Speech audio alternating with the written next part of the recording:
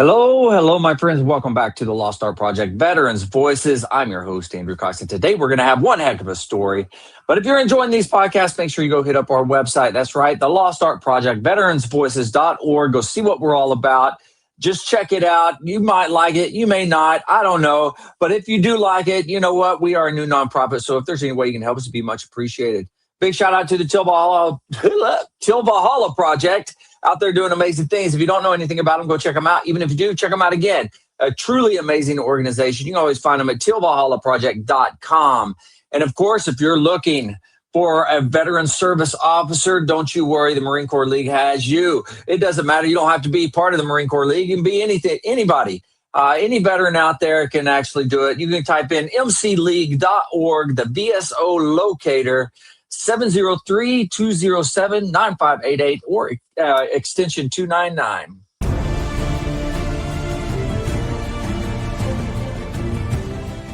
Are you a Marine veteran? Are you missing that bond you had on active duty? Then I have a place for you. Join the only congressionally chartered Marine Corps Veteran Service Organization, the Marine Corps League. Get that brother and sisterhood back in your life.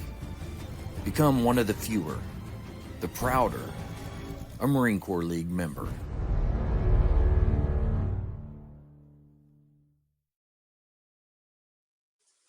All right, here we are. Man, we got Army veteran here, Jim Whaley. Jim, how are you doing? I'm doing great. Thanks for having me. I love your intro. We sometimes just play it a couple times because it makes me want to just jump around. It just gets you motivated, huh? It just gets me going. Yeah. I love it. I love the flag behind you there. I think that looks sharp. Made by an Army veteran. Okay. So I love it. And it's just so cool. Gets a lot of good comments, all made of wood. Very nice. Very cool. Thank you. Yeah, no problem, man. It does look good. Well, shoot, I'm excited that you're here. You're here. You're going to tell your story. We're going to hear a little bit about you. It's going to be awesome. So I guess we could just start at the beginning, huh? Sure. Like, where did you grow up? What was that like? Yeah, I grew up in a small town called Hyde Park, New York. So if you think between New York and Albany, Hyde Park, it's home of Franklin Roosevelt, as well as Vanderbilt Estate. So a lot of old estates along the river. Of course, I didn't live in the state. I lived in a modest home like everybody else did. But it was a great place to grow up.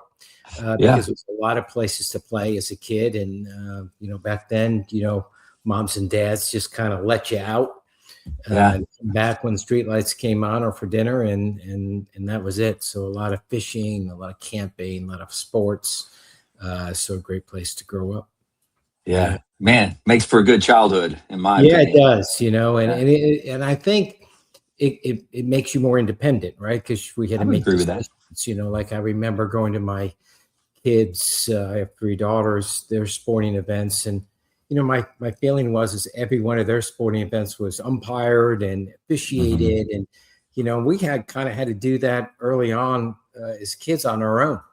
Right. And adjudicate things, right. And figure it out. And I think that's a right. skill to have in life. Great place to grow up. And it's a very scenic area along the Hudson Valley. And went to first to a Catholic school for my first 8+ years, and then to public high school, Franklin Delano Roosevelt High School, which you would expect in Hyde Park because that's this right. Yeah, that makes sense. Yeah.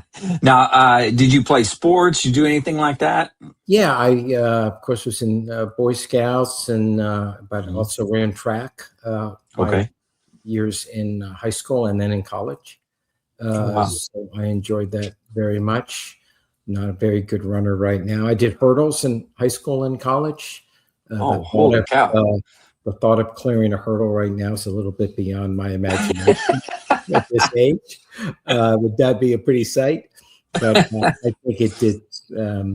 I think all team sports, and of course we all played baseball and football and basketball like that growing up. And I think team sports is very important. I just read a statistic today, matter of fact, that said 90% of all CEOs of companies, and so I'm assuming that's also for senior military, play team sports.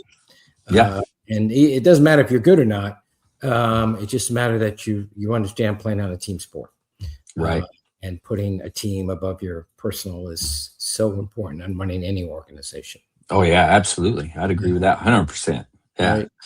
Wow. Now, you said so you went from high school to college. Now, where'd you go to college? I went to school in Lock Haven State College at the time.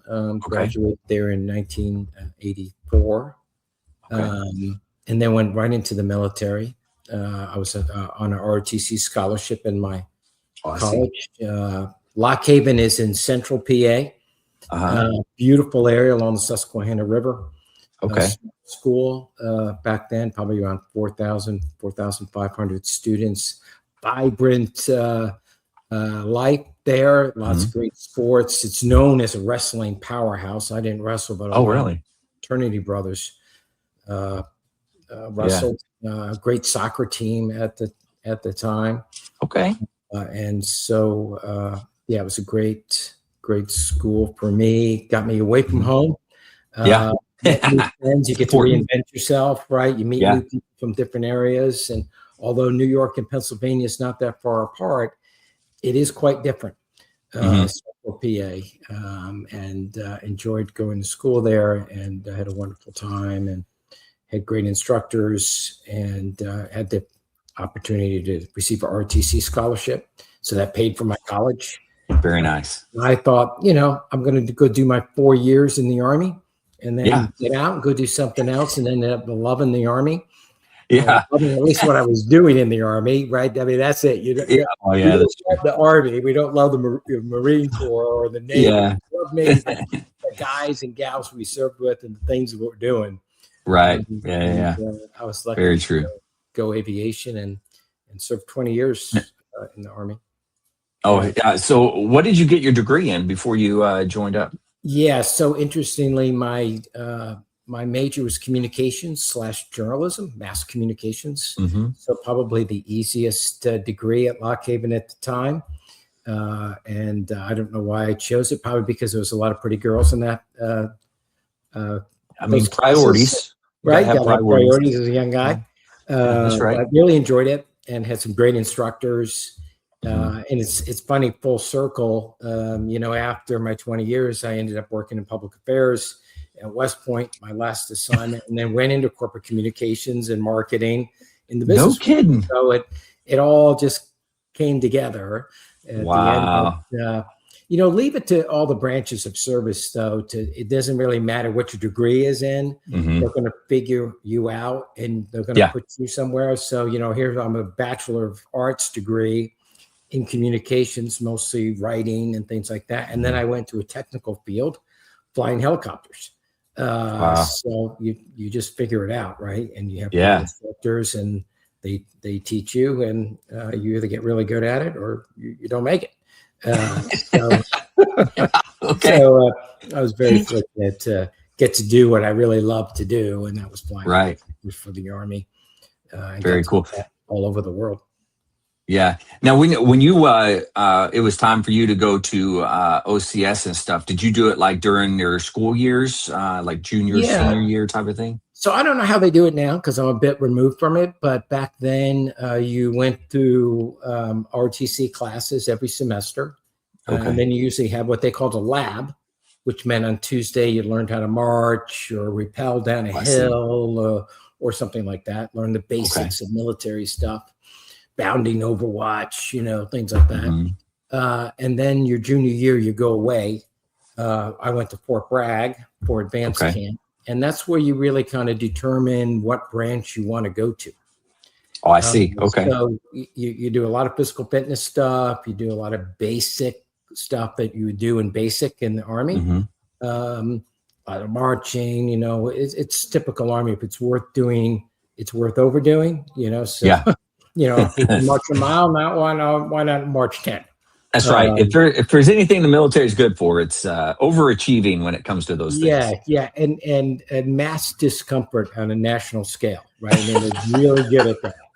So That's you get good. to kind of go and learn about different branches of the Army. You spend a day with the artillery guys, and then the Right. physical fitness, and the next day you'd go into the armor guys and all that. And I was in this group, a small, company of people, platoon, I guess, at first. And it was just a bunch of really folks that were not very athletically inclined. Okay. And so, I ended up carrying a lot of stuff like the crucial weapon and the radio. And because these guys were limping and they always had issue. And because at that point, I really thought I wanted to do infantry or maybe armor. And then I saw a couple helicopters fly by on one of those scorching hot days at Fort Bragg. Oh, yeah. I went, oh, yeah, I want to do that. So that was the extent of my decision-making process. It's pretty smart. You're down there suffering through all the infantry tasks, and you look up and look at those guys, and they're like, man, all they're doing is flying around. That doesn't can't be all bad. I can't. Yeah, they're not carrying anything on their back. That's right. Yeah. So and then end up going to Fort Rucker and flight school and all that kind of stuff. Okay. Yeah. So how was your training at flight school when you went Fort Rucker? Like, what was that like for you? Yeah, I'll date myself because I was in the third aviation class. So aviation just became a branch. So we were in the third class of that. So pretty early as Army became an aviation branch. Of course, there was always Army aviation, but it was kind of like an extra assignment and people came in and out of it. So they were pretty serious about us being gun-ho and all that kind of stuff. And right. Go to air assault school and lots of marching, very infantry minded. And then we went to flight school. And when we went to flight school, we learned on a thing called a TH-55. If people look it up, it's a Osage 55. And so it had a 20-gallon gas tank, had a wooden tail rotor, and we put a piece of thread on the pitot-static tube to let us know when we went through what they called effective translational lift. Okay. It could do a max, I think, of 90 knots, 2-person helicopter. And in 10 hours of flying, you went solo. So it was pretty quick pace. Holy cow. And everybody remembers their instructor pilot. Mine was Jimmy D. Weeks, and he was a bomber pilot in World War II. Holy cow. In Vietnam and in Korea. And he was my instructor pilot. He also was a Baptist preacher. Really?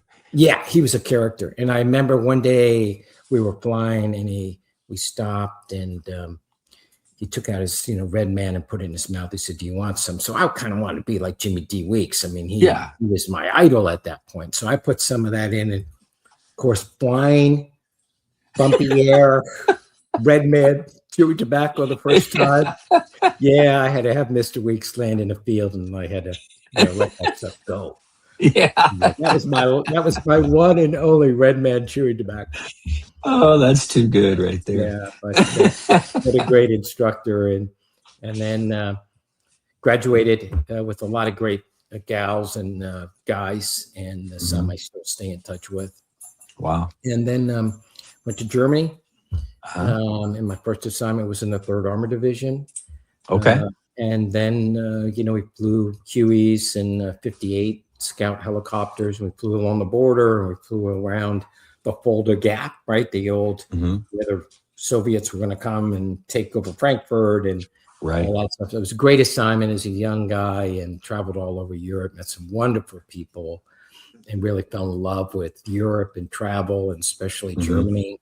And got to fly a lot, and grew up. I mean, now you're kind of have a little bit more independence. You're not in the schoolhouse. You're in charge of the platoon, and you're kind of experimenting with your leadership or lack of it. And I remember my first platoon sergeant I had, Sergeant Turner was his name, and I sat down with him about 2 weeks into in-processing, and I said. I took out a little notebook and my little pen and so whatever. And I said, hey, Sergeant Turner, I know you've been in the Army for a lot longer than I've been. Can you tell me in your mind what makes a good platoon leader? And he looked at me like I was out of my mind. And I went, oh my God, maybe I asked the wrong question here. Maybe I'm not supposed to ask that, because I certainly was not the honor graduate from the flight school class. Yeah. So I thought, oh, maybe I missed that block of instruction. He said, and so I thought I just blew it. And he said to me, you're the first platoon leader I've had asked me that question, and I've had 12 platoon leaders. So wow. For forever. Huh. He was probably only 35 or 40 years old, but to me at that point, at 22 years old, he was an ancient dude. And he said, hey, there's a few things you got to remember. One is, and you've already done it, always have something to write with, and something to write on, because they're going to give you a grid, they're going to give you instructions, you're going to be tired, and if you can't remember everything, writing it down is really important. So, of course, I had my little pen. I wrote that down. And I thought, man, this is going to be a waste of my time. This guy's going to give me the basics. Yeah. But then he said, always be on time and in the right uniform, sir. Because if you're not in the right uniform and you're not on time, you guys aren't going to do it. So, okay. Makes sense. Right there. Yeah. And then he said, if you really don't know what you're doing, pretend that you do. Because men and women will not follow you if you are vacillating, if you're undecided. Make a decision and let's move on. The NCOs will figure it out along the way, but make a decision. Yeah. Okay. And if you think about it, that's very important throughout life. Oh, yeah, absolutely. And then the fourth one was love your men and they will love you. And this guy never graduated high school. Wow. And I learned more in that little session. If you really think about those 4 items, talk about it a little bit. That's better than an MBA in many ways. I mean, being in the right place. That's showing respect to the people you work with. That's showing respect to the organization. That's showing that you care. Absolutely. Being in the right uniform, dress for the appropriately, right? If you're going to a function, dress right. If you don't look like an executive or act like an executive, you're not going to be an executive. Yeah, that's a good point. Right. And taking care of people, right? And caring about it doesn't mean you don't have to discipline on occasions and maintain standards. Right. But I think being empathetic as a leader goes a long way. And that's what I took from him. And that's what I tried to do. And as you know, sometimes in the Marine Corps and the Army in particular, that's not stressed as much. And you really stand out if you show empathy for people. Right. And so I always tried to be empathetic to the myriad of issues that you would have with people that you led. So it was a wonderful time there. And then I left there and went back to Fort Rucker for the advanced course. Okay. Now, what were because you were saying you're flying a lot over there. What kind of missions and stuff were you doing there? Yeah, so most of the missions there were in support of the 3rd Armored Division. So sometimes we flew VIP, sometimes we flew in 58s along the border, or leading back then AH-1s, Cobras. Oh, yeah. We do gunnery exercise, and that was always a blast.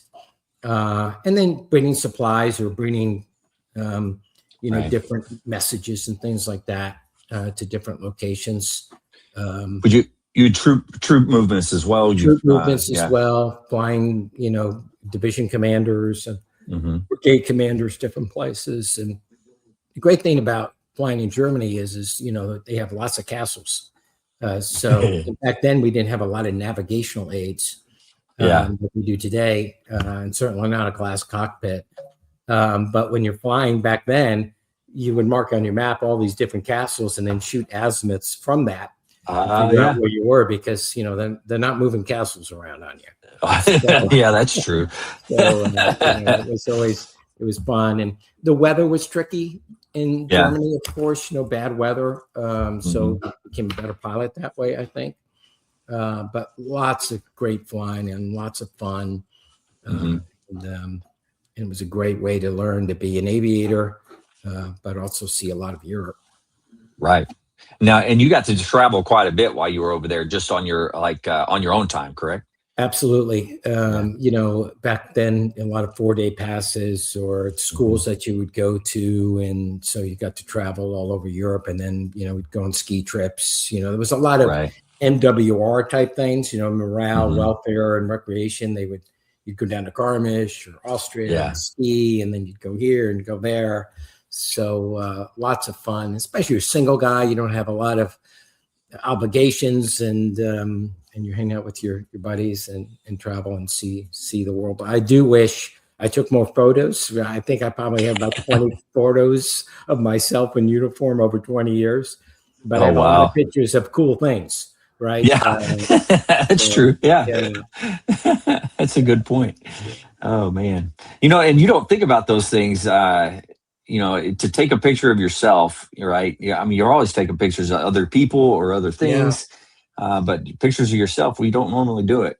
Yeah, when I look back, I wish I did that more, and I wish I just kept a little journal, like some thoughts, and it's never too late to start that, but it takes a lot of discipline, and of course, you were kind of busy at the time, and there was a lot of reasons not to do that. So, and I think when you're young, life gets in the way. Yeah, life gets in the way, and I think the other thing is that you always think you're going to remember everything. Oh, when you're 25 years old, you think, "Oh, I'm going to remember That's this." True. And then 20 years later, you go, "Was it this city or was it somewhere else?" You have I don't remember. So true.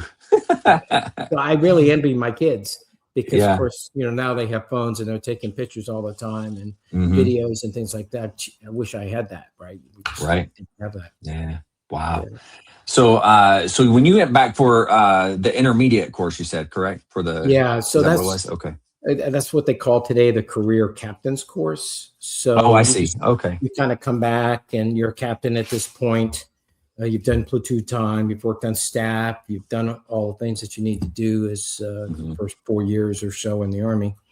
And then you go back and you kind of learn about the bigger Army and how things all work, things that were mystifying to you, understanding how it works at a bigger level. And then I was fortunate enough to have enough flight hours and had been a pilot in command that I was selected to become an instructor pilot at Fort Rucker. So then I was able to teach flight school for 4 years or so at Fort Rucker. No kidding. So I then became like a Jimmy D. Weeks, the guy I mentioned. Yeah. And then I got to fly people and teach them how to fly. Right. And we taught them in combat skills and advanced combat skills. And then my first command was there. I went and took over a night vision goggle company, and we flew nights for that year and a half. So we were on a night schedule the whole time. So you either showed up at 6 and flew to midnight or midnight to 6. So my apartment was all darkened out, so you were flying at night with night vision goggles. Holy cow. That's got to be pretty strenuous. It is strenuous. Constantly, yeah, because and I think I've been flying for about 2 years, and then some smart guy said, "Hey, you realize this is really dangerous." And we're like, yeah, whatever. He said, well, you think about it, the air traffic controls are learning, those guys are learning how to be ATC people. They're the ones that are making traffic here for us. And then the schoolhouse is here for all the maintenance guys. So they're learning how to maintain the aircraft. Yeah. So the ATC guys, the maintenance guys, and then we're flying with students. That's a confluence of bad shit. You got a point. I wish you would mention that because I was happily ignorant to that. Right? I was flying around fat, dumb, and happy. But I loved it. I enjoyed it. Flew with a lot of great kids. Now, of course, there's careers and they've retired and moved on. Some great things. Now, what are some of the things that you remember about teaching, as you were going through the schoolhouse, like the good, the bad, whatever? Yeah, I think that, I have a tendency to just remember good things. That's a good thing. That's great in life to have that skill. But, I just remember seeing somebody progress and building their confidence. Right.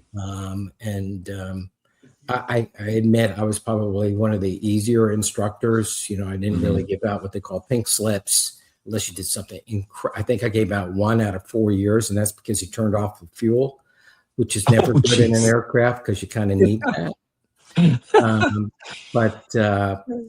Yeah, I just remember feeling a lot of pride when they moved through the system, and you see them later and see them graduate and see them become great aviators and that's awesome. Understand what our job is. It was nerve-wracking sometimes. I mean, on every day, somebody would try to kill you, either try to fly into the wires or fly into a tree or dynamic rollover or landing on the ground, land too hard, all those things.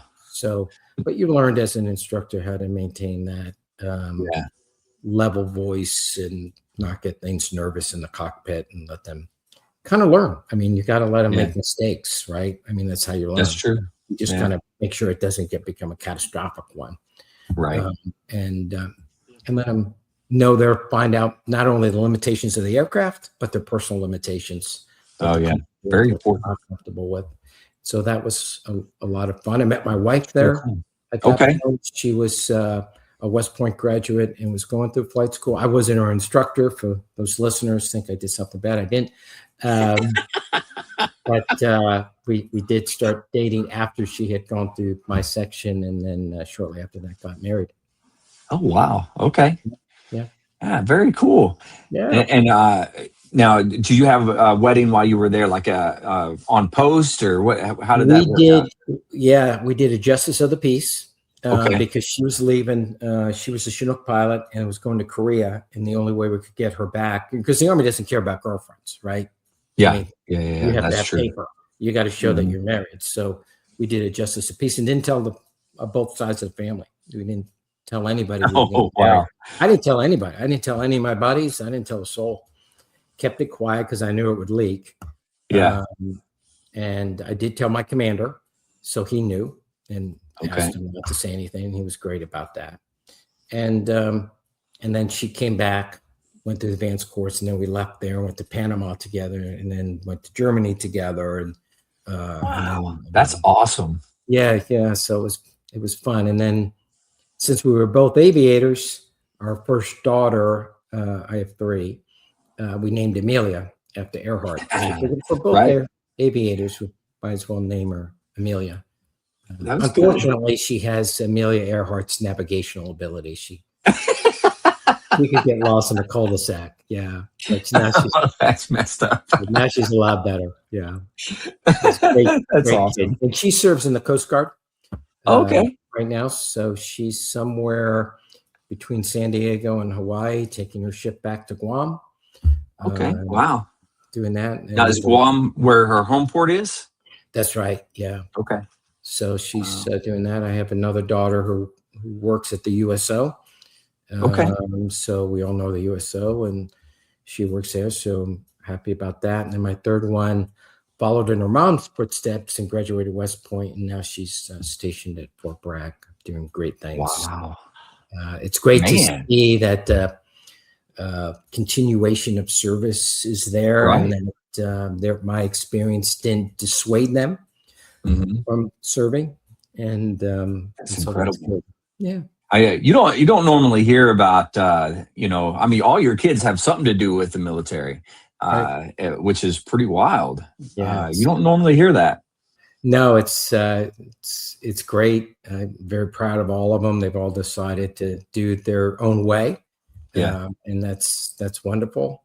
And I think awesome. they're enjoying it and learning and seeing the benefits of it, and meeting. The great thing about the military is you meet people from all over the world, and you meet people from every different economic background, every other family background, and amazingly, we don't care about that at all. We don't even notice the guy next to us, what color he is, or what color she is, or what their religion is. We just care that they're in our platoon, and we're going to take care of each other. That's right. And I think that's true throughout the services. And it's a great meritocracy, right? I mean, you have to perform. You have to do your duty. And it doesn't matter who your mom and dad were. Right? Yeah. Yeah. Wow. Man, that's so true. Holy cow. Oh man. So after your wife, she goes to Korea. How long was she in Korea? A year. A year. Okay. So she was able to come back at the 6-month mark, and then Okay. and then go back. And then we did the official ceremony at West Point when she was wow. finished there, and that's when our family They came in for that. knew that we were getting married, and they Yeah. had the wedding and all that sort of stuff. I told a couple then that we had already done a justice of peace, but they didn't really believe me. They thought I was joking. So whatever, it's great. And then she stayed in the Army there, did her tours, her obligation at West Point, and then got out to have Wow. our child, and wanted to. Well, now you said she did her obligation at West Point. What was she doing there? Teaching? Oh no! I mean, when you graduate West Point, you have to stay in the Army for. Oh, I see. Okay, amount of I years, got you. so that she did that, and then Got it. and then we went to Panama, and that was a blast. That's when, of course, the U.S. had the Panama Canal. Yeah. Beautiful. It was a wonderful assignment. And then, now I assume you would fly over the canal, right? Fly over the canal, and Yeah. Interestingly enough, there's these visual checkpoints that you have when you call Mhm. into a landing. So, you're at Alfred checkpoint inbound. But in many cases, we have names for these things, Mhm. just cool names.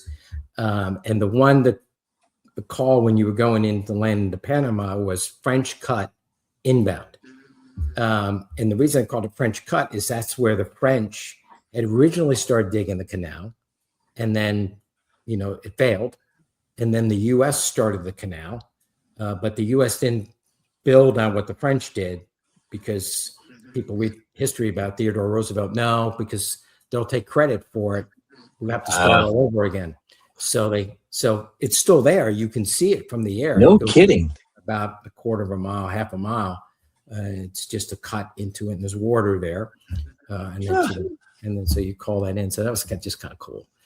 Yeah, that's really cool. Yeah, that was fun. And it's not much different. It's a very short flight between the Pacific and the Atlantic. Oh, really? Maybe about 20 minutes to get from Holy cow. Fort Sherman on the Atlantic side to get to Amador or Fort Clayton on the. I didn't realize it was. Well, I say that small, but I didn't realize it was like that. Yeah, it's a very narrow spot, and hence that's why the canal is where it's at, right? It's Right. Yeah. distance, right? Mm-hmm. So yeah, great assignment. And then after that, we went back to Germany, which was a lot of fun. Had our second daughter in Germany. Okay. And, now your first daughter was born in Panama? In Panama. Okay. Second daughter was born in Germany. Okay. And then when we left for Germany, we had a baby, and then when we came back from Germany 3 years later, we had 2 babies, and my wife was pregnant with the third. Oh wow! So yeah, we're busy. Yeah. Oh yeah. Now, what did you do when you went back to Germany? I mean, were you doing kind of the same stuff? I mean, by this time you're promoted probably up to at least major, right? Yeah, I was a major.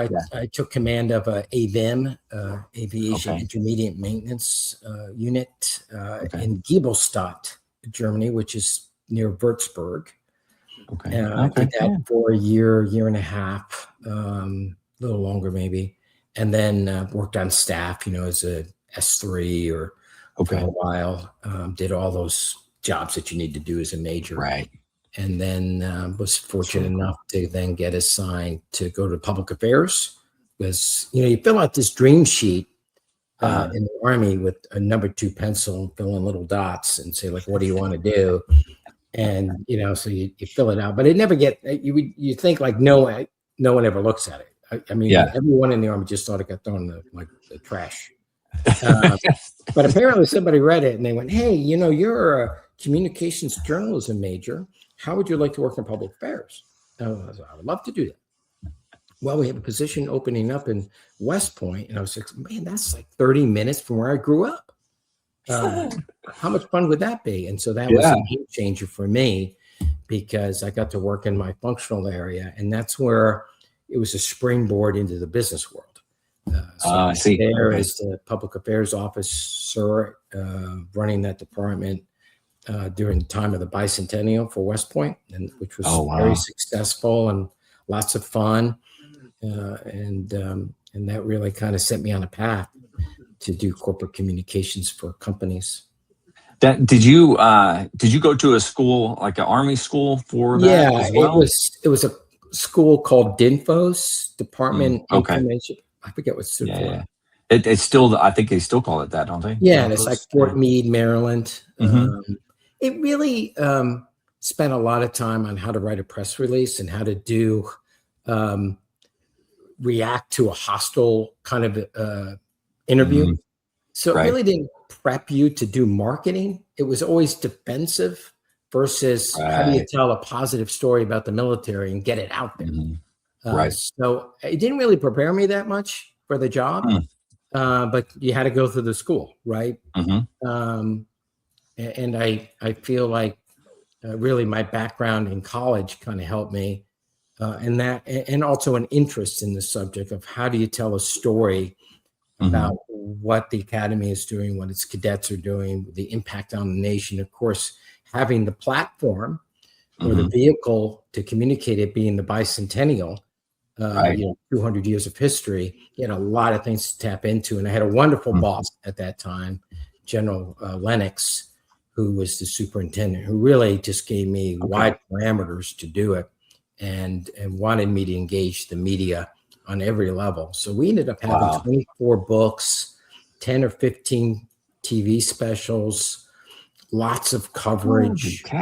And it was incredibly successful. We won the PR Week Award, which no government agency had ever won before. We had the first real reality series on National Geographic called Surviving West Point, which was a 10-part series of cadets going through. West Point. It was wonderfully done.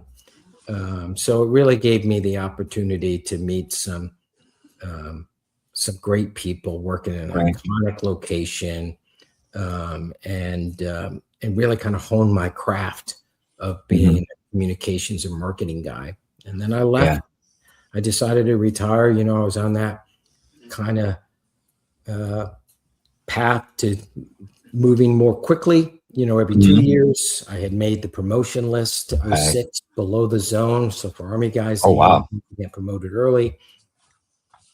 And I decided to get out. And I worked for a company called Siemens. It's a German electrical company. And I ran their marketing and communications for almost 10 years. Great company. Gave me a unique opportunity to work in a variety of different aspects of corporate communications and marketing, and we're very good company to work for. If you don't mind, can we go back just a little bit? I apologize. Sure. So you said you got selected out of the below zone for promotion. Did you get promoted? No, because interestingly enough, I still, how you have like that terminal leave, you save up your leave. Right. So I went ahead, and I think this was like November. We bought a house in Princeton, New Jersey, because I was going to work in that area with Siemens, and we were unpacking our household goods. So you can imagine, kids are getting enrolled in school. We got a little one in kindergarten. We got one in 4th grade, doing all that. And then I got a call. Said, "Hey, you made it below the zone." And I went, "What?" And they said, "Well, you can come back because you're really on terminal leave." Oh, wow. But no one told me. I mean, I just found out on the list, and they obviously accepted my retirement paperwork. Yeah. So I was really torn at that time because that's a tough decision. It really is a tough decision. But, I talked to a few people, and, I feel like, a corporation wouldn't have let somebody go like that. Right. Yeah. But the Army's a machine. And it's, people come in, people go out. You're not as important you think you are. And that's true. And the reasons I left hadn't changed, right? I didn't want my family to move every couple of years. Right. And I wanted them to have a little bit of stability.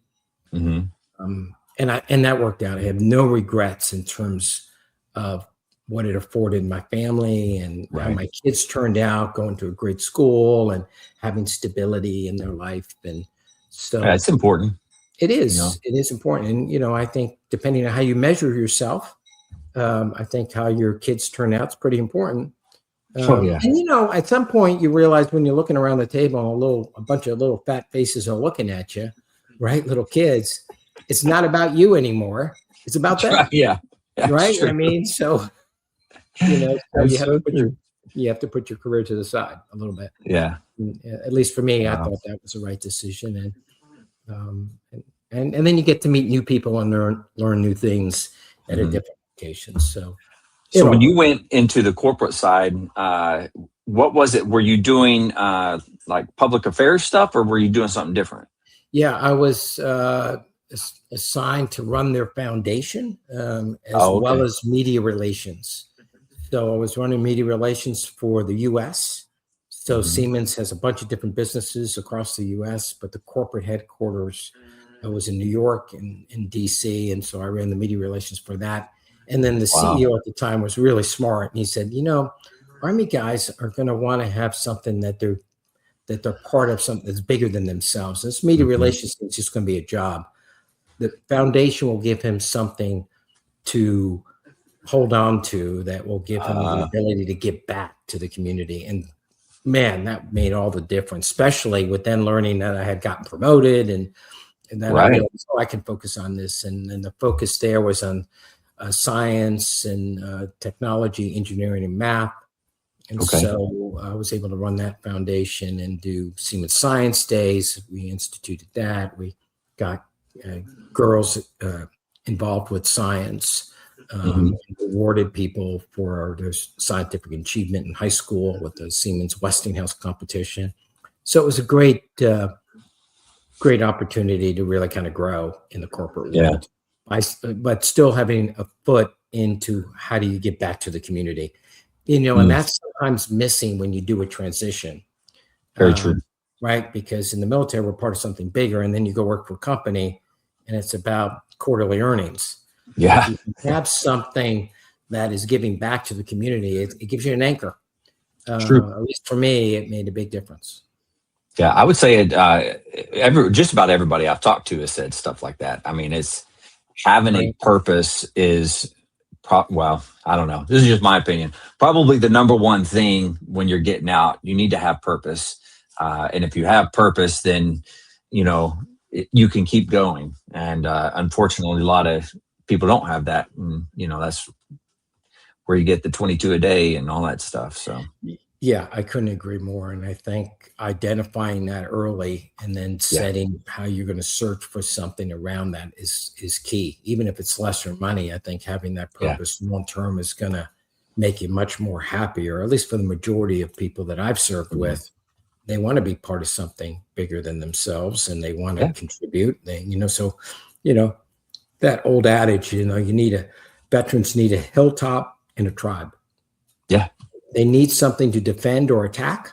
So something, a purpose, and they need a group of people that's going to be their tribe. Either that's their family or a combination of family and friends and fellow people that have served. That's why at Mission Roll Call, we always urge people to get involved with the Veteran Support Organization at some level. It's key to just keep, even if you've had a bad experience in the military, or you're leaving disheartened because maybe you didn't make promotion or maybe you just didn't get the job you wanted or it was a downsizing. Don't forget that the things that drove you to go there has not gone away and been lessened by anyone. So that DNA in you is still there and you need to feed it. Yeah, very good point. And now, how long did that first job that you got with Siemens, how long was that? I did that for about 3 years, and then I got promoted to take over marketing and communications for the whole organization in the U.S. Oh, wow. Huge job. Yeah. Because it had 50 business units and 120 billion in revenue. It was a huge Holy cow. That's wild. Yeah. So it was a lot of fun, a lot of pressure. Yeah. Great people I worked with, and it was a wonderful opportunity to grow. And they were a very good company to me. And they allowed me to stand up a veterans resource group. Okay.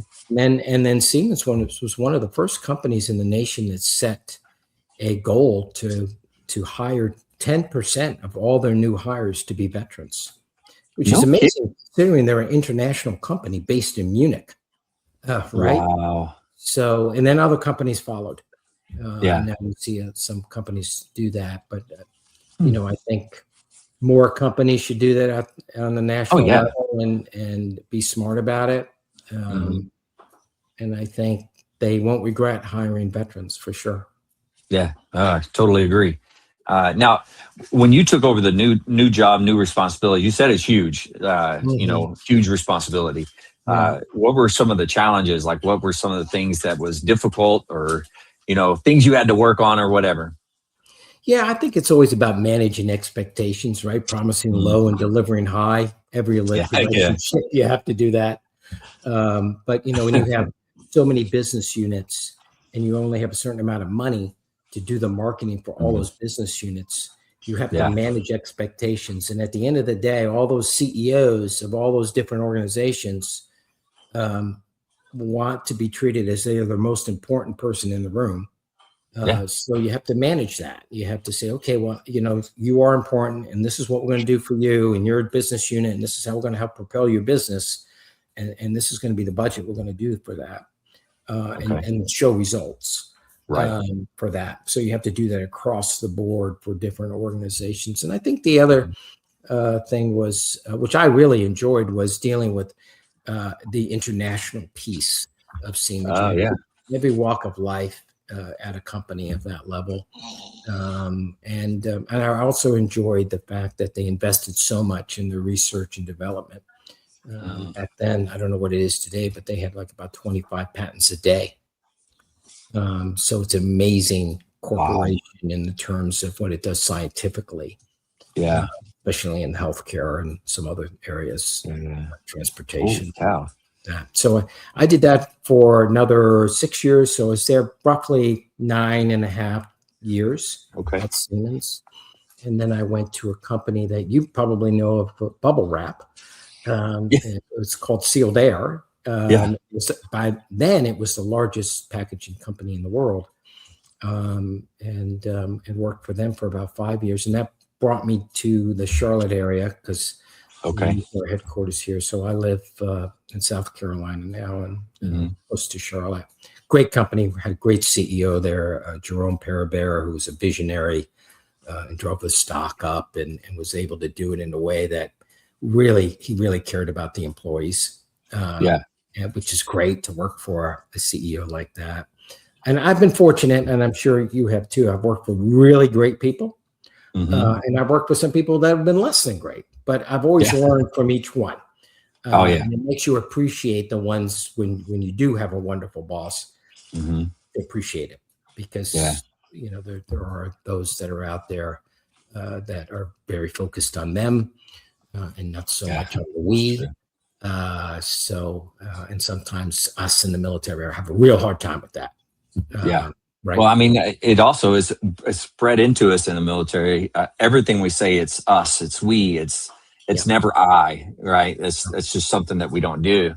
Even doing my nonprofit, I'm really a one-man show, and I always say we are doing this, we are doing that, and and I think those values that are inculcated in you through the Marine Corps, and then to me through the Army, and then seeing some of the great leaders that you've worked with, either from a platoon sergeant or your first drill instructor or whatever, and you'd see their commitment to this and the amount of hours they put into it and the love they have for wearing that uniform. It really, if you don't get it, you're really not that smart, because you start to see that they're at a different level. And I don't know about you, but the thought of letting the guys and gals around me that I work with down would be worse Oh, than yeah. death. Yeah. Right? You just would never let agree. that happen. And I think I don't think there's many corporations that you feel that way about. Yeah. Right? Yeah. And when you find one, you gotta stick with it, I think, you know? Yeah, absolutely. Yeah, yeah. So, Wow. I just think that ability to recognize Mhm. great leadership skills and then take the best from each one of them and then find your own style Right. is so important of how you treat people. And, golden Yeah. rule goes a long way. Oh my God. Yeah, it does. It's Right? amazing how many people forget about that. I know. Uh, I mean, it's- and even when it's a heated moment, if you can just pause and think about, okay, how would I want to be treated in this, right? Yeah. It just goes a long way.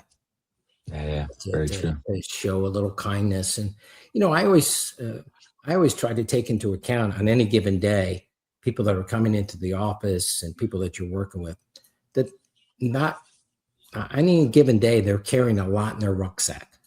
Oh yeah. The kids having trouble in school, or their mom is sick, they have financial issues, their car broke down, they may have an illness, all of those things. So give people a little bit of grace if they're not giving you 110% Right. on a Monday morning. They might have other things on their mind. Yeah. And I think if you have a little patience with that, a little empathy, you'll get a lot more out of them. Yeah. That's a very good point. Yeah. Yeah. Because everybody struggles at some point. Yeah. And I think for some people, that environment is worth more than a bonus. The ability to have flexibility to pick up the kids at school and maybe pick up their work later in the evening versus making somebody just stay in an office. I mean, I think one of the great things that came out of COVID, if you can say that, is that we did recognize that the world still turned without going into the office. That's so true. Yeah. Things can still happen, and it's okay if somebody in the middle of the day is doing X, Y, or Z. It might not be work. If you measure outcomes versus outputs, Yeah. you can do a lot better, right? And some people work better in the morning, and some people work better in the evening. So yeah. If you you have to come here from 8 to 4 or something like that, then it's some people don't do well with that. No. Some people are better at sitting at home in their pajamas, typing away or doing whatever, Yeah, especially if you're an introvert. If you're an introvert and you're in the office environment, it's hard to be productive. Oh yeah, because you just can't get that time to just focus, mm-hmm. And it's draining, right? So, and some people are not creative when they're with a whole bunch of people. Their creative moments are on their own. And in communications and in marketing, you need creative people. Oh yeah, you got to give them the ability to go get that done. Now, how did you cultivate like that type of atmosphere for your teams when you're talking about coming up with new and inventive things or new ways to do it? How are you doing that? Yeah, well, it all depended on the environment and the people I was working with. So I think as a manager, you always kind of adapt to the organization you're going to versus the other way around. Yeah. But I always found that people were more creative if there wasn't pressure on them. If they knew making a mistake wasn't going to be the end of their career. I always would tell people, scare me with ideas. Give me an idea that you think is going to like make me intensely scared about it. Yeah. It's a risk because I think if you can think like that, somewhere you're going to come up with some good ideas. Yeah. And especially in communications and in marketing, especially today with social media, you need to have that flexibility to be able to think about things in a different way that you may not be comfortable with to get attention in a positive way, just not get attention for attention purpose, but to help drive something. And I think also just complimenting people goes a long way. I always found that the power of the handwritten note too was something was not utilized. So to this day, I try to write a handwritten note every day to someone. No kidding. Yeah, that's a good practice. I like that. And I drop it in the mail, and the old snail mail, and just say, "Hey, it's thinking about you," or "Hey, appreciate the phone call. Thank you so much. Wow. Whatever. It just goes a long way. And a lot of times when I was in the office environment, I would just put the handwritten note on their desk. Yeah. And say, hey, I recognize you're going through a tough time now. Your mom passed away. Just take whatever time you need. Know that we're here for you, whatever. Right. But that's important. And some people, unfortunately, go their whole career and never get that handwritten note. Yeah. And I found that for some people, it was more valuable. And I'm not saying because of my writing skills, because they were wrong. But the fact that somebody took the time to write a handwritten note was valuable to them. And maybe made the difference for them staying or going, or feeling positive or negative about themselves. Very true. Yeah. I think that's important. On any given day, you don't know what's going on in somebody's mind. You really don't. I always say it. It's like my dad used to do to me, pat me on the head, and he'd say, "You know what that is?" And I say, "No," and he'd say, "It's a dog's best reward." So anytime he would say, "All right," he'd pat me on the head, he'd say, "Good job, boy." Just messing with me. But those attaboys that dogs get, or as you're, growing up in the military or you're out or whatever, just to have somebody say, "Hey, you did a great job. Thanks for doing that." You don't have to say a lot.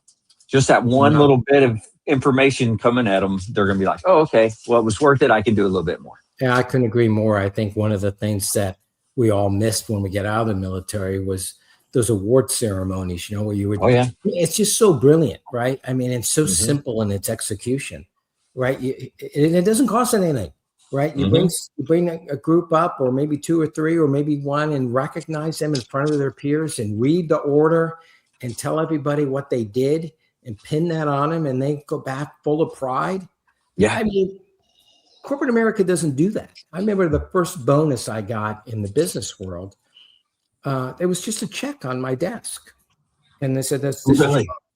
And nobody said like, "Hey, we really value what you're doing here, Jim, and this bonus recognizes that, and we want to reward you for that." I didn't get that. I got the bonus. Oh, of course, I was happy with the bonus, so I could save more for my kids' education, or pay down the house debt, or all those things you have as you're growing a family, right? I mean, you need it, but it would have been much more valuable if my boss at the time said, "Hey, I really value you," and right? And what would that would have cost nothing? Yeah. Oh, yeah. Absolutely. Yeah. That's one of the things that it amazes me that people won't do that. They don't go out of their way to pay a compliment, or go out of their way to just say, "Hey, thanks for what you did." When it's so easy and you get so much in return. Exactly. Right. So simple to do. And I feel like, and I've been more dedicated to this than I've had in the past, but lately what I've been doing is when I think of somebody, I try to give them a call or send them a note. Yeah. Because I just feel like that's just an angel whispering in your ear. You need to reach out to that person. And a lot of times, I was just like, okay, well, it's just your mind thinking about it. But I think it's more than that. And it doesn't take much today to stay in touch. When I graduated college, a lot of people, we just lost touch for a decade or two before social media came out. Because, you had their mom's address, and of course they moved and you lost track. And of course I was in the Army, moved from place to place. So you really never be able to circle back to them. And but now you can. And as much as we complain about social media, and there's a lot of drawbacks to it, right? It's true. Yeah. But it's like anything else. It's how you use it. And it is an opportunity to stay in touch with people. Yeah. You got to use your powers for good. That's right. That's right. Yeah. So you grew, like, in the business world, you kind of grew up as it was transitioning into kind of more digital era stuff. So what was that like for you, going from, not quite like the social media aspect, but more like commercials on TV or things like that, and now you're having to transition? Yeah, fundamental difference, right? I mean, back then the web page was just kind of a holding static type of thing, right? Not much content, no vibrancy to it, 2 or 3 levels deep, and that was it. Of course, now it's completely different. You have a lot more different platforms. You did traditional advertising on radio, television, and billboards and things like that, out of home advertising, they call it. So I've kind of learned in that and media relations changed drastically. You had all kinds of beat reporters from local small newspapers to city newspapers to national newspapers to radio reporters. All that's gone away. Yeah. You don't have that anymore. And also the quality of reporting is much less than it used to be. I would venture to say, do they even report sometimes? I don't even know. Well, yeah. And sometimes in my bed, because, I think I did about 100 interviews last year. Oh, wow. With the media, between radio and TV. And some of them they have a point. It's not a journalism kind of 101. Let's find out the truth. You validate my opinion. That's a good point too. I'm not there to validate their opinion. Yeah. So I think that's changed. And I think the other piece that has changed is clearly, things move much more faster. You had a little bit of lead time when something bad happened. You had a 24-hour period before it went to the press the next day. Well, that doesn't happen. You gotta be constantly monitoring your social media feeds to see what's out there and what the feedback is and all of that. So I think it's fundamentally changed. I think in some ways it's fundamentally changed. In some ways it hasn't, because basically the fundamental of being transparent, being honest, is still the coin of the realm. And you see people get in trouble when they try to get around that, because they're going to get caught, or at least, people are going to get the impression that they're not being honest. And I do feel it's more politicized today. Than it was back then. I mean, there's less tolerance for a diverging opinion, and a lack of intellectual curiosity to ask, well, why do you think that way, versus reacting to why a person acts that way or thinks that way. And there's a lot of fingers to blame and point, and we try our best to be apolitical at Mission Roll Call. So, I mean, after I did, 15 years in corporate America, then I worked for the USO and now Mission Roll Call. So now I'm back with my tribe, focused on supporting veterans. But I've been able to bring those skills, I think, to this, to try to advocate on behalf of veterans and their families in a way that uses digital and social media in a positive way, and help people understand what veterans are thinking and what veterans and their families are going through, both positive and negative. And so we're taking on some of those big problems and big challenges that veterans and their families are facing. Wow. Well, and now you said, how long did you work with the USO before you moved on to Mission Roll Call? I led USO North Carolina for about a year, and then they consolidated all the USOs. And I then led USO Southeast, which is their largest location. And I did that for about 2 years. So I think all in all, I was at USO for about 3 years. Okay. And then left there and then went to Mission Roll Call. Started that. If you don't mind, just kind of talk us through Mission Roll Call a little bit and kind of tell us what you're doing now. Yeah. So Mission Roll Call provides advocacy and amplifies the voices of veterans across the country. There's 18 million veterans in our country, thereabouts. When you think about their spouses, significant others, and families, now you're talking about 30 or 40 million people. A sizable voting block and a voice that should be heard. We do that by listening to veterans first, do surveys with them on important issues, and then share that data with both the media as well as decision makers. So we played a key role this past year in 8 major bills, which is amazing for a small organization. And this really was a vision of a guy named Bernie Marcus. That name may be familiar to some of the people listening. Bernie founded Home Depot. One of the founders of Home Depot, and he was a veteran himself.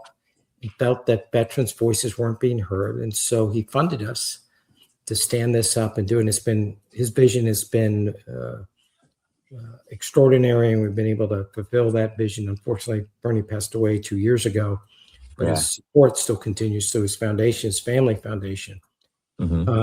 And now we're kind of fundamentally different than any other VSO, and that's not a slight at other VSOs. But most VSOs, you think of the VFW and the American Legion, they disagree with each other on a variety of issues, and they focus on what they're doing. And I'm not saying that in a disparaging way. That's just the way they are, and that's their mission, and they're focused on their mission. We try to be focused on what veterans have to say, and we promote a number of veteran support organizations on our website. So our website is really a hub for veterans to either put in their zip code and find a veteran support organization that either can help them or something they can volunteer for or something they can contribute to. And then we use the power of digital and social media to tell stories, to provide content so decision makers can make better decisions. For example, out of all those bills that were flying around and we were able to provide great input, I'll give one example recently that was huge, and that was the Access Act. The Access Act allowed veterans like you and I to get health care when and where and how we needed it. So, for example, if the local VA that we were going to couldn't get us an orthopedic surgeon or imaging in a timely manner, it would allow a relationship with another hospital to do that for you because it was either too far of a distance to drive or too much time. Well, a lot of people were against that because they were in fear that this would be the beginning of eroding the VA, which is not the case. What we were able to do is show that 88% of veterans across the country wanted access to healthcare.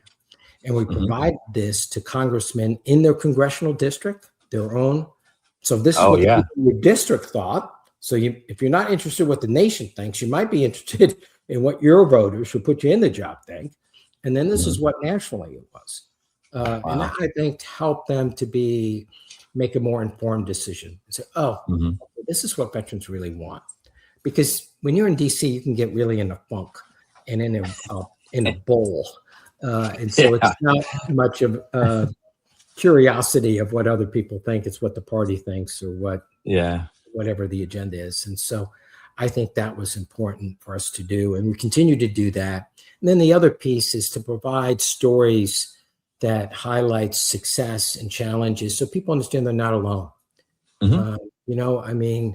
Homelessness, for example, is one of the things we've been focusing on. And we know the number of homeless is really much higher than the 30 to 40,000 that's touted by the VA and government agencies. And we're shedding some light to decision makers at the House Veterans Affairs Committee and the Senate Veterans Affairs Committee, but also in those 100+ interviews talking to the press. I mean, how do we come up with a number of 40,000? Most people don't know that. And the way we find out is a one-day time and point survey where people literally are walking around with clipboards in downtown Philadelphia or Atlanta counting homeless people. That is not the most scientific way of finding it out. That's true. Right? Some states don't count people that are living in cars as homeless. Some people don't count people in tents as homeless. I don't know about you. I spent some time in a tent. I felt pretty homeless. If I'm living in a car, I consider myself homeless. And it doesn't take into consideration people that are jumping from couch to couch from different buddies' places, or maybe sleeping with their parents, or staying with their mom and dad, or their sister or their buddy, moving around and transitory. So those issues, and of course, that's a slippery slope because if you don't have a home, it's really hard to get a job.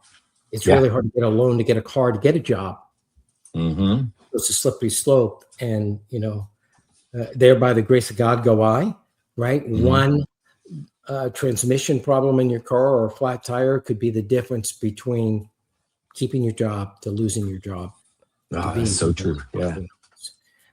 So it's bringing light to that and trying to tackle these problems, but bringing all the VSOs together. I would love to see more veteran support organizations work closer together. I see your puppy in the background, my golden retriever. Here. Yeah. Well, I got 2 cats and 3 dogs. Of course. I think somebody just turned your camera off there for you. Yeah. Said, hey, I need to go outside. Stop this. Yeah, and the puppy wants to play, so it's kind of a pain in the butt. Yeah. But anyway, sorry about that. Life would be less exciting without pets in our lives. Right? I love my time with my dog, and I hopefully he loves time with me. So yeah, hopefully. So I love what I'm doing. I have a wonderful team of mostly special operators in this organization. Wow. They're self-starters, elite units, agency people, and we just do. And my mantra to my team is we need to be the easiest organization to work with. Yeah. And so let's help other organizations. So we promote through our resource directory 100+ veteran support organizations so that we're telling their story, we're promoting them in the media, we're helping them grow, we're giving them access to all of our platforms, and helping them so that the 300,000 plus veterans, newly minted veterans every year getting out of service can find their path. When I got out in 2004, decades ago, the transition program was a one-day event, and they didn't give a damn about what you were doing. And there was nobody to really contact. So figure it out. And of course, today we still have challenges with transition. But hopefully using our website will help a lot of veterans kind of figure out. And we have a YouTube page where we promote called MRC University. So it's how to do your finances better, how to start a business, how to navigate the VA, all of those type of big questions. And we listen to that. They're like videos that you can just go and watch. Yeah, and they're evergreen, and people can go watch them and that's awesome. See them. And we did that by talking to veterans and finding out what's important to you. And then that's what we've been doing. So I think that's really cool. It's a new way of doing things, but it's getting a lot of visibility. And the VA uses our polling and our data, our surveys, our detailed survey to make better decisions. They value it. Sometimes they disagree with the survey. Sometimes I'm shocked by what we get on a survey. That's good. That's good. That's healthy. And that's the way it works. But understanding what veterans and their families need, their challenges, I think is important for decision makers to make good bills. And of course, that can be a heated process, as we all know. Yeah, that's true, especially nowadays. But yes, right. I love what you guys are doing when it like promoting all the others and putting it on your website. And I don't know, it's a transparency thing that I think works really well. But I really dig that. Yeah, and I feel like there's about 40,000 veteran support organizations across the country. Now, the vast majority of them are small mom and pop veteran support organizations. They're in a small town. They're driving 5 veterans a week to the VA. That's their job. That's the scope of what that nonprofit does. It's still vitally important to those 5 veterans, making a big difference. Yeah. So it's really important. But we have a lot of big organizations and semi-large organizations that really could benefit from merging together, bringing some of their assets together. And I think the 20th century model for veteran support organization is not matching the veterans that are getting out today. That they're not going to beer halls. They're not going to a once in a month meeting where there's minutes read and this is what we're doing and we're going to have a vote on this and we're going to do. They don't care about that. They want to be able to use the power of their phone to donate, to maybe get a couple people and go do something with Team Rubicon or Team Red, White, and Blue or whatever, and then shift and do something different. and they want their voices heard, and they want to make sure that their voices are being heard not only at the state level and the local level, but at the federal level. And I think that's what we're trying to do. We've been successful with that. And I think our resource directory is an attempt to kind of bring people together so that they can work together. We also are hosting these symposiums across the country where we bring in 20, 30 different veteran support organizations. Wow. And we start off with them talking about themselves and what they're doing. And sharing that with them. So we don't talk about mission roll call. We talk about what's going on in their community. We did one recently, and some of these veteran support organizations were in that city for decades. And some of them were less than 2 miles apart from each other, and they'd never worked together. They never shared information. They never partnered. They just looked at each other as competitors. And we shouldn't look at that as competition. There's not a finite amount of love in the world. There's not a finite amount of happiness in the world. Your happiness is not at my expense. And your success is not at my expense. So promoting veteran support organizations that are doing good in the community should be something all veteran support organizations should be doing. Absolutely. But what we're doing is very unique, and it's resonating. I think people see that, and they want to get involved with it. And so we've enjoyed some exponential growth in our following. We're reaching. Now, when was it founded? We stood up Mission Roll Call as a nonprofit 2 years ago. We're going into a year. It was a program under another organization for about a year or two. Okay. And then Mr. Marcus Bernie wanted to have it as a separate nonprofit. And he wanted somebody that had communications background, was a military guy, and knew something about nonprofit. And I went, yeah, I've done those. I think I can do that. So I'm fortunate enough to get the position. Yeah. So, and I've enjoyed it. I got some just fabulous people that are working and passionate about it, and with pride and passion, there's not much you can't do in life. If you have both those qualities, then you can get things done. Yeah, absolutely. Yeah, I love the mission that you guys are doing. I want to push it as much as I can. So I'd be happy to put you on my website. And we do the same with you. We can put your website, your organization on it, so that people, can reach out, find out more about you, support you, donate to you, get involved, volunteer, things of that nature.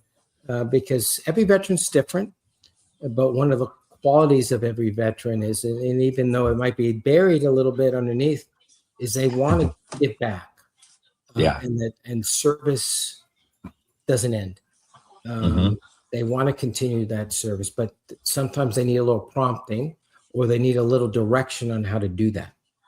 And that's what we're trying to do. Is we know that when you get out, you want to do something, or if you don't know it, you will do it. You will know it, and we're going to help you do that. You just feel better as a person if you're doing something. I'll tell you what, veterans are really great about helping other veterans. They're horrible about helping themselves. Oh man, that is so true. They're just terrible at it. I was case in point in that. I was at an offsite with my team, and we were talking about the struggles of some people navigating the VA system. And my team was all talking about it, and all going. And one of the people on the team said, "Jim, what was your experience?" I said, "I gotta be honest. I've been out 20 years. I've never been to the VA." And they looked at me like, "What?" I said, "Yeah, I've just, I got on my fingers and toes. I was never hurt. I just don't see why I would go there. Yeah, the people that need it, I'm not going to take any assets away from them. I'm good. I've been very fortunate in the business world. I don't need them. There's money. I don't need that." And Valerie, who's on my team, said, "You need to go." you need to go because you need to go through the process and you don't know what you don't know. So I think you should do it. And I went, you're probably right. So I did. And I'm glad I did, because then you find out, oh yeah, that ringing, oh, what's that noise in your hip and knee? All those type of things. Yeah. And they went, yeah, you were deployed here. You did this, you did that. That's what all these things are. Yeah. And I think it's important for every veteran to at least go to the VA, their local VA, and get registered with them, just from the sake of so we know where veterans are. Yeah.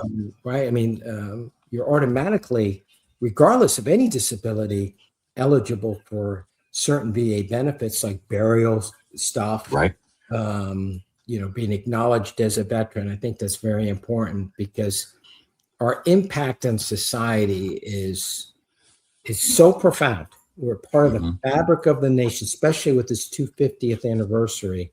Important for us to be more visible in the community of what we've done and what we've sacrificed to do. Even if you didn't fight in a war and you were a combat guy or gal, the fact that you raised your hand and you took an oath and you signed a blank check, that to every American is priceless and should not be looked at. That's why I have a hard time with some veteran support organizations say, well, you got to do this and you got to do that to do that to be part of us.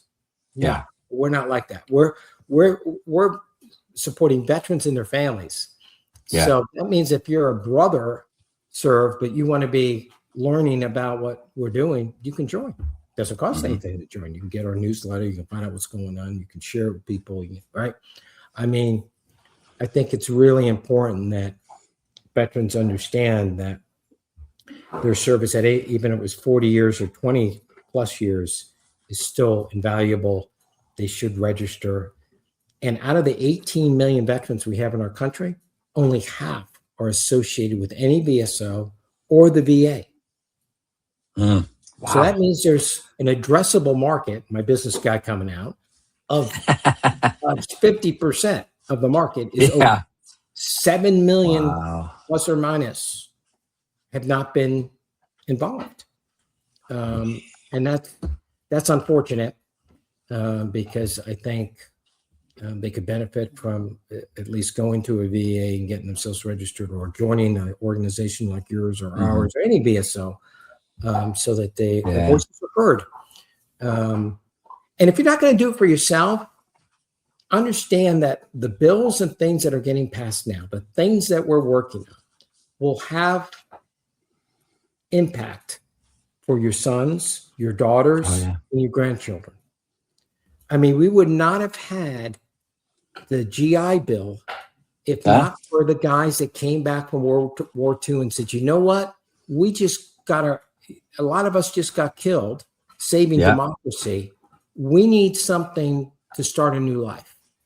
Yeah. And everybody went, yeah, you're right. We need to do something with you guys. How many people have taken advantage of the GI Bill? I would say it's pretty few, to be honest, in comparison to everybody, right? Everybody has the opportunity. Like, I haven't done anything with mine. Like, I don't have a degree or anything, but I pushed it to my kids, my wife, well, you used it, you guys take it. You gave it to your kids, and that's wonderful and selfless to do. But there's a lot of things. I think a lot of people think of the GI Bill as going to a university, and it's much more broader than that. Yeah. You can use it for education to become a farmer. You could do it in a trade.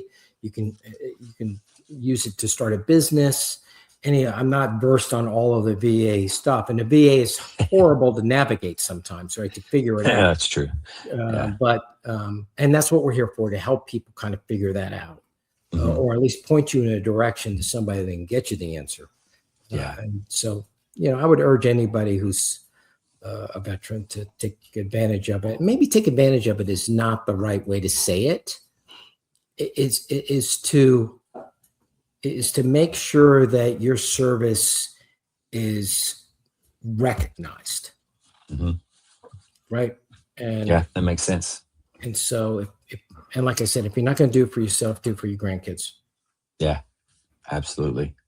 Now, if anybody wants to get involved with Mission Roll Call, wants to help you guys out, donate maybe some money to you guys, where do they go? What do they do?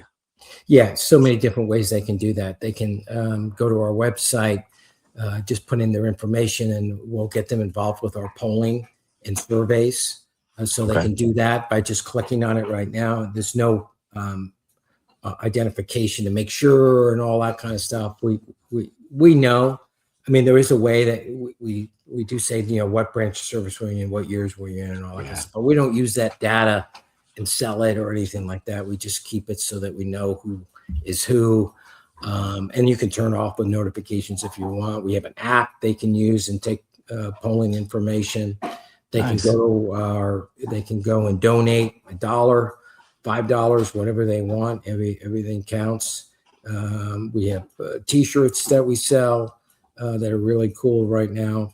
So there's a number of ways they can get involved. And they can volunteer.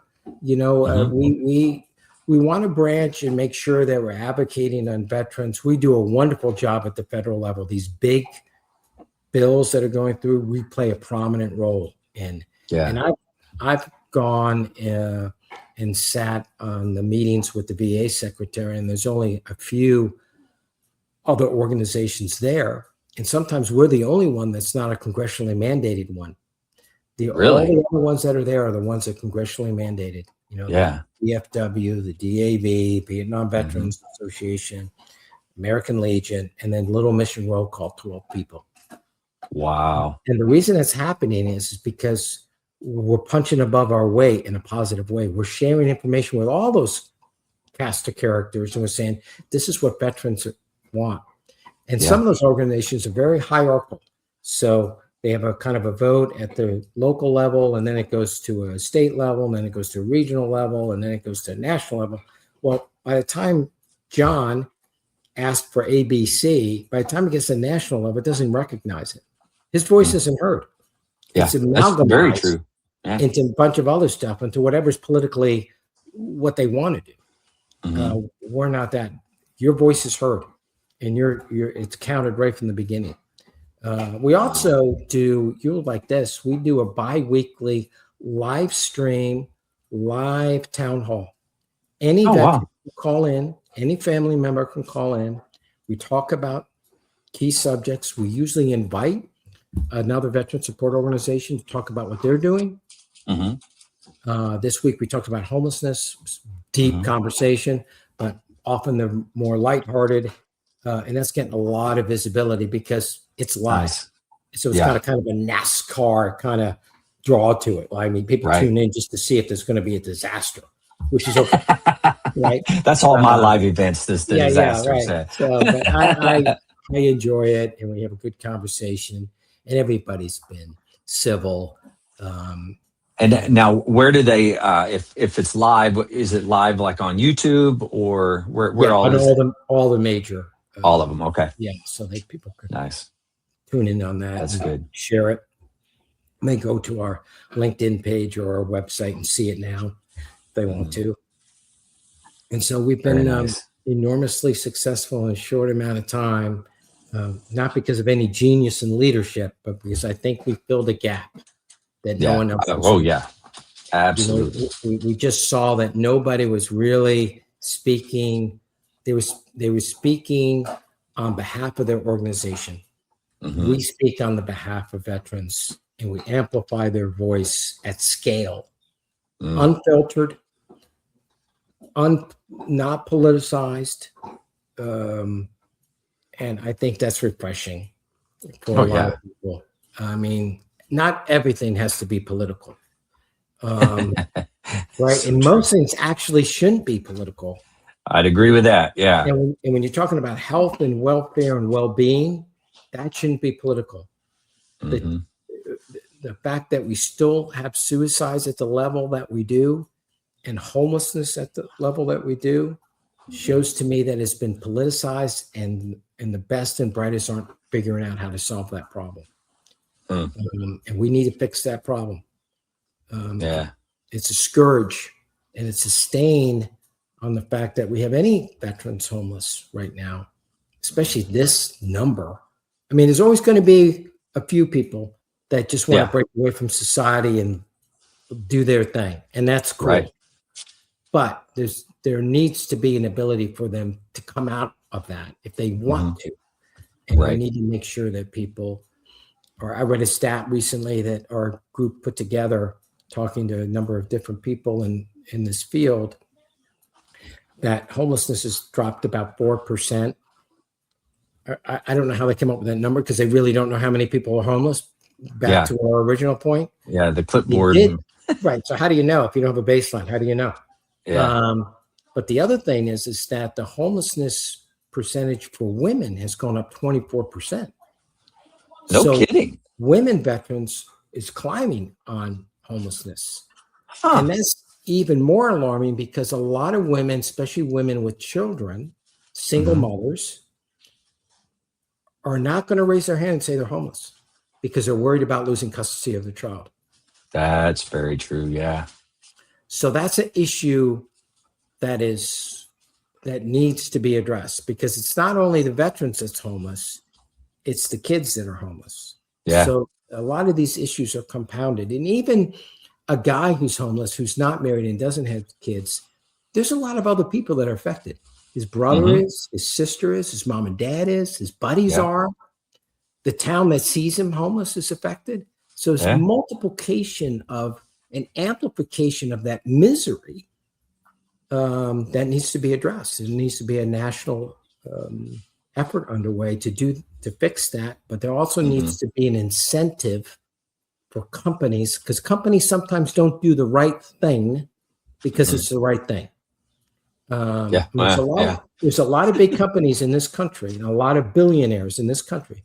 And I don't want to have this come across as political, but I think everybody can agree all the major companies in this country have enjoyed the fact that there's been a free economy and the ability to have trade across the globe and do that in a free environment. That's only done by the efforts of the United States Navy and the Army and Marines and Coast Guard and Air Force. That's the only reason that's done. So there is a reason why there is a reason that you should be indebted to a degree to those who have served. And so it would be wonderful if there was a national effort underway to actually hire more veterans and make it an incentive program for companies, maybe a tax thing or whatever, because some of them won't do it on their own because they don't understand what a veteran brings to the table. Right? They really don't know the difference between a corporal and a brigade. They don't understand what a master sergeant does, and the leadership a master sergeant brings to the table, or gunny, right? Very true. Yeah, and that would be wonderful to see that. Wow. Well, maybe we can make that happen. I hope so. You know, my timeline's running short. I'm getting older, but I want to get more done. Well, you've been doing a heck of a job, in my opinion. So, thank you. Yeah, you guys are amazing. I appreciate what you do. Thanks for sharing your story too. I truly appreciate that. Yeah, my pleasure. Now, is there anything else that you want to cover that maybe we missed? Well, I think for me, the military, I think for a lot of people was a defining moment. It made me a better man. Yeah. It made me focus on others than myself. So I felt like I really grew up in the Army. I mean, when you're a young 21, 22-year-old first lieutenant, and now you're in charge of 80 guys, gals in a platoon, and you're responsible for them, you grow up fast, but in a positive way. And I think those experiences of living overseas, I think 10 out of 20 years we were overseas, away from home, having babies with no grandparents around to do it. I mean, the first baby I held was my daughter. I didn't know anything about a baby. So all those things you learned, all those experiences, all the great people you met along the way, I think all of them contributed to who you are and how you approach life, and how you never underestimate people. I mean, you know it as I do. You see a big, strong guy in the military, you figure he's tough, and then you see the little guy actually do more. Yeah, You never can underestimate somebody, or that's or very the true. bravery that somebody brings to the table that you wouldn't have guessed on. I think all of that was such a gift to me. It made all the difference. Yeah, In definitely set you up for success. You know, no doubt about it. No doubt. And you took full advantage. You made sure that you were doing the things that you needed to do on your end, but it made you better in the long run. Yeah, and I think the other piece was to always remember to give back. And I don't even think it's even, and maybe give back is not the right word. It's investing. You're investing your time in the next generation, in the next the guys and gals that are going to carry it. Because none of us are here forever. None of us can work forever. But you want to do as much as you can to make sure. I mean, you learned in the Marine Corps, you leave things better than when you found them. Absolutely, yeah. And every organization does that. Every leader in the organization finds what it is they need to improve on, they improve on it. And so I think that thought process helps drive us in life to always look at what needs to be fixed, what needs to be addressed. Yeah. And I think that's what we're trying to do at Mission Roll Call with our team. And I know a lot of veteran support organizations are doing the same. And it's wonderful to be part of that. Yeah. Now, how big, how many people are on the staff there? We are very small. We have 12 people geographically dispersed. We don't have any offices because I refuse to have administrative costs that take donors and pay for an office. I'm not doing that. It also gives me the ability to hire people. I don't have to look in one city to look for. I can look everywhere to do it and get the best quality that way. That's a good point. So we're a small team, but like I said, we punch above our weight. We're asked to be in the big meetings. We have a enormous footprint in the media. We're reaching millions on our website. We 1.2 million on our website on a monthly basis. Holy cow. Consider that American Legion's been around since World War I. They have 1.2 million members and declining. We're reaching those same amount of people on the website. Now, they're not paying members because I don't have a paid membership model. I don't think a veteran should have to pay to get recognized. Yeah. So we do it free of charge.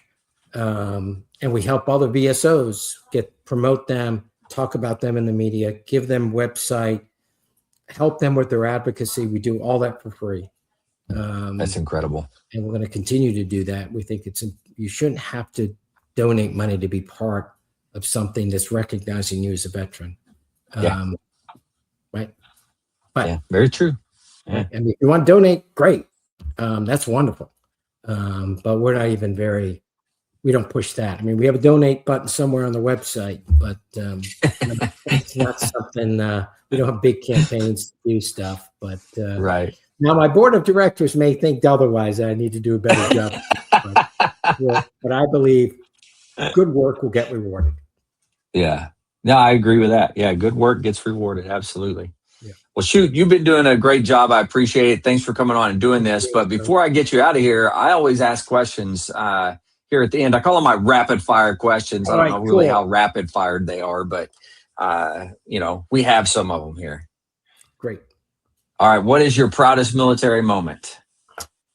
Proudest military moment, I think, actually was not in aviation. It was telling the West Point story when there was no plan to do so, and doing that in short order with less than $200,000 and promoting the military academy to the next level. We were able to do that through being imaginative and aggressive and throwing the ball down the field and having a great boss to let me do whatever the heck I wanted. That's awesome. Yeah. I'd agree with that. That's a good one. All right, here we go. What is your most embarrassing military moment? Yeah, I had a bad moment one time where I was leading a bunch of Cobra helicopter pilots in a OH-58, and we lined up and we started to take off. And then we were just taking off, coming off all together, looking really sharp.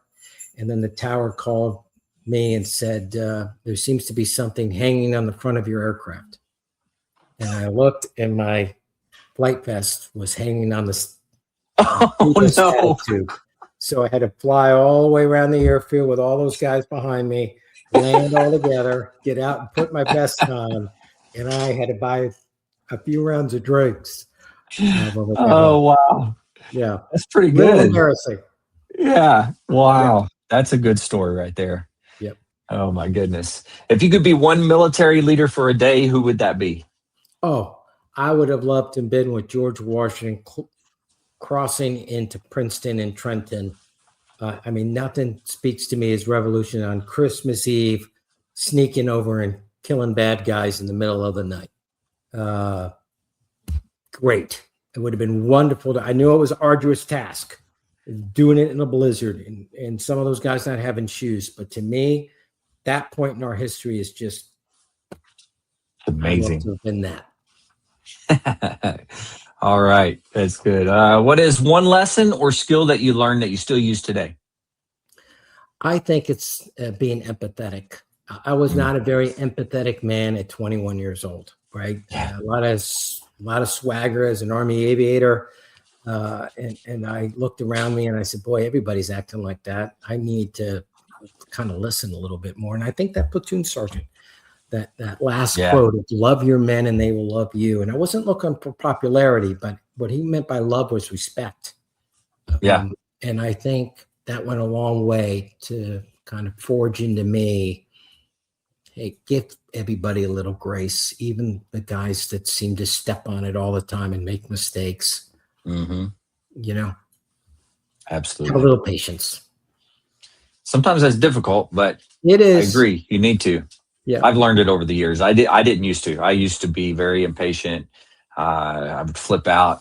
I have since gotten better, and now I don't flip out hardly at all anymore. It's better anymore. for our health too. Yeah. Yeah. Yeah. Agreed. All right, we're gonna get wild on this one. You ready? I am. I think. In the zombie apocalypse, what will be your weapon of choice, and what anthem will be playing? Oh, I don't know the anthem, but I would think a battle axe. Like a medieval battle axe. The blade on both sides, so you could swing it. Because you're going to die anyway. You might as well go out with some glory. And a battle axe to me just seems like that's the bomb. No guns, no hand grenades, just a battle axe. Yeah. No, that's good. Anyway, so you might as well do it with style. Yeah, might as well go down looking good, right? There you go, baby. All right, what animal best describes your time in service? Wow, that is such a tough one. I think it's kind of a mix between a golden retriever and a German shepherd. Okay. Kind of a mutt dog that is a good dog, but on any given day can be laid back, or the next one bites you in the ass. Yeah. Okay. It's a good descriptor. Yeah. I like that. All right. Knowing what you know now, would you do it all over again? Absolutely.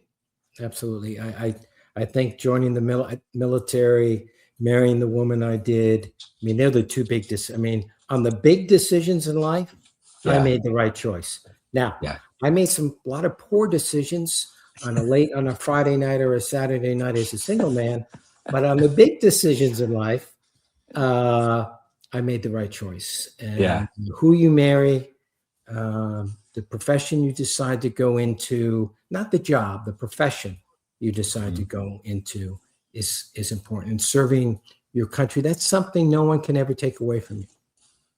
Very true. Yeah. I like that. Yeah. Well, I always give time for what I call words of wisdom at the end. So this is your opportunity to kind of just let the listeners know anything that you want to tell them, words of wisdom. And then also you can tell them anything else about the program and how they can help or anything like that. Yeah, I don't know how much wisdom I'll provide, but I would say I would say that I think it's important for all of us to realize, and knowing that majority of the people that listen served or part of somebody who has served, brother, sister, mother, father, is that understanding that service is part of who you are, and it doesn't stop when you get out of the military and you take the uniform off.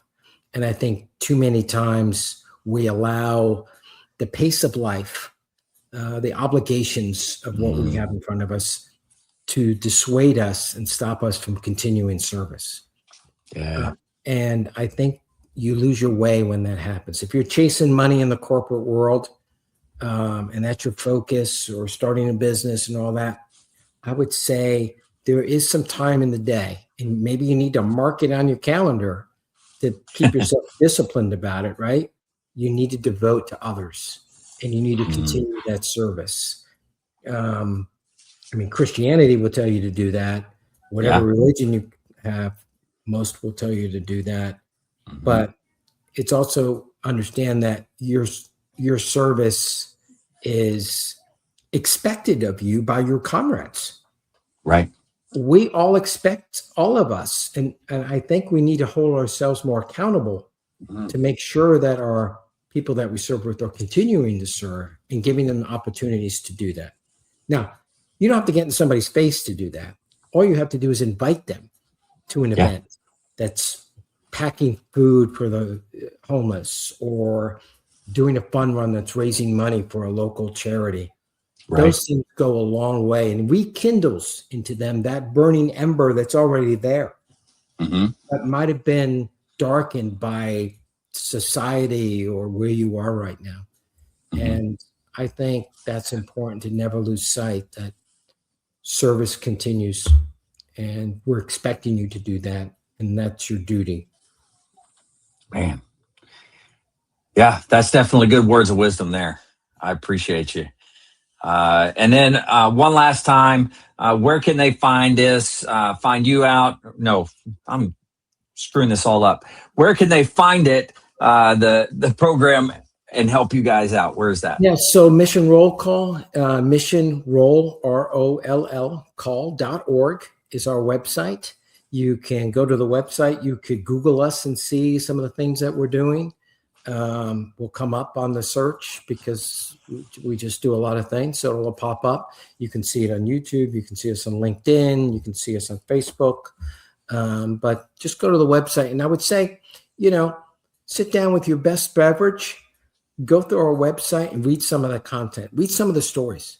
I will promise you will find something that you will relate to, something that will rejuvenate you, and I need to do something about that. Yeah, I remember that. I should call Joe about that.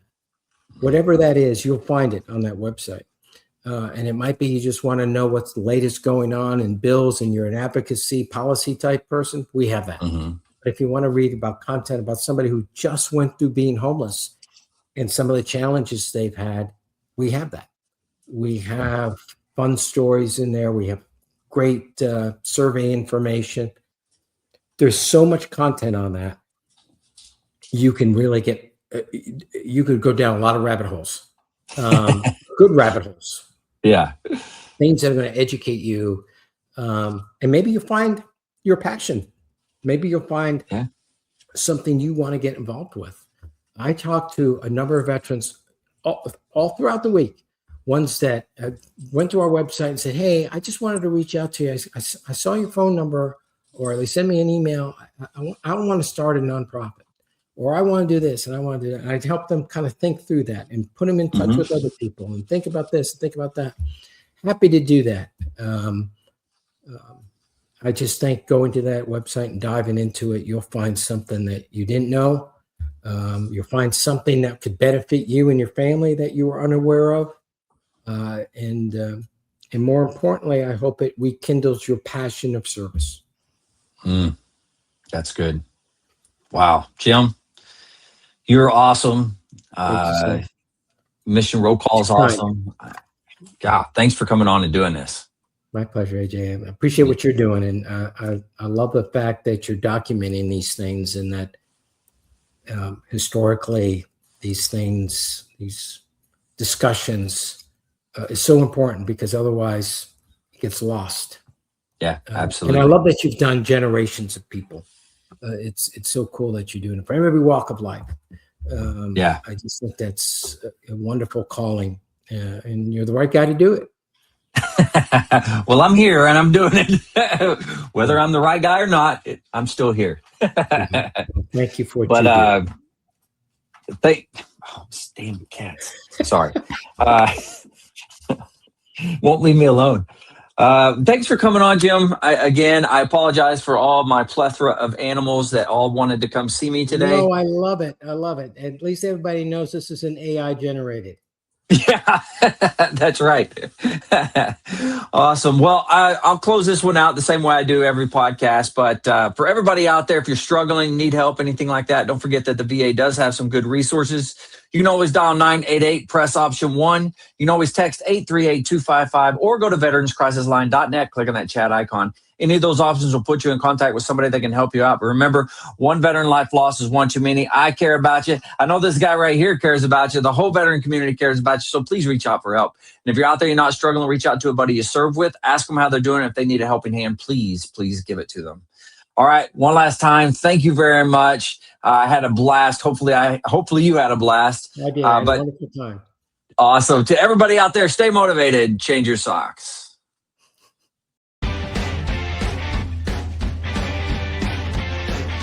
No more 22. On to the journey and finish the fight.